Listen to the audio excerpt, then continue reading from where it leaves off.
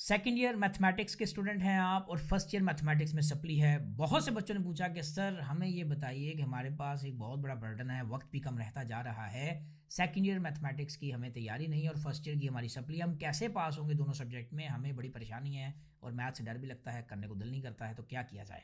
तो पहली बात, सब्सक्राइब कीजिएगा, शेयर कीजिएगा और इसके बाद जो आपसे बातें मैं शेयर करूँ आपने उस पर अमल करना है। इंशाल्लाह होगा आपका मसला आसान, हल भी होगा और मेरी दुआ भी है कि अल्लाह ताला आपको कामयाब करे।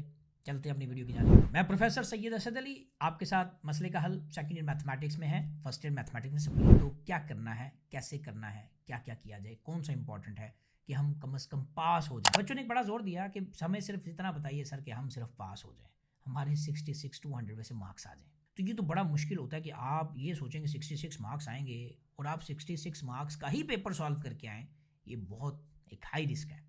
इसलिए मैं आपको ये बताऊंगा पास कैसे होंगे और फिर बेहतर नंबर भी आ जाएंगे। तो चलते हैं आगे। सबसे पहले आप क्या करें, पहली बात ये आपने ये समझना है, अभी आप सेकेंड ईयर में और सेकेंड ईयर का एग्जाम होगा, मैं बात करूं पंजाब बोर्ड की, मई में होगा, सॉरी मई में होगा। मार्च है, अप्रैल है, फिर मई, 2 से ढाई महीने हैं। इसमें क्या किया जाए?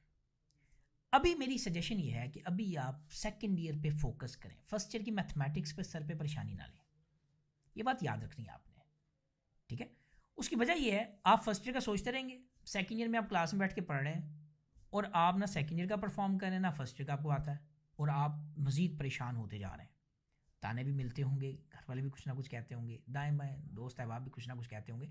ये वक्ती बातें होती हैं, इसको आपने सर पे सवार नहीं करना, ये बात याद रखिएगा। और दूसरी बात, आपकी क्लास में कोई बेहतर बच्चा है या आपके खानदान में कोई बच्चा है कि जो उसके 100 आए थे, आपके फेल हैं, आपसे फेलियर हैं, इस पर भी ध्यान नहीं देना आपने। आपने अपने आप को सिर्फ अपने साथ कंपेयर करना है, अपने आप को दूसरे के साथ कंपेयर नहीं करना। और कंपैरिजन में क्या होना चाहिए, आपने ये देखना है कि जो गुजरे हुआ कल है, जो गुजरा हुआ कल है, क्या आज वो बेहतर है? क्या कल जो आपने काम किया था, क्या आज आपने उससे कुछ ज़्यादा काम किया है? इस चीज़ पे फोकस करना है, ठीक है। तो मैंने आपसे कहा कि आपने पहले सेकेंड ईयर मैथमेटिक्स में करना फोकस। उसमें आपने मिनिमम चैप्टर नंबर 1, चैप्टर 5 और 7, इन 3 चैप्टर्स को अच्छी तरह तैयार करना है। जो आप पढ़ रहे हैं डेली बेसिस पे, रोज के 5 सवाल करना शुरू कर दीजिए इन 3 चैप्टर्स के। आप देखिएगा विद इन 20 टू 25 डेज आपके तीनों चैप्टर कवर हो जाएंगे। मैंने कितने सवाल कहे? सिर्फ 5। वो कहते हैं कितने आदमी थे, तो किसी ने कहा 2।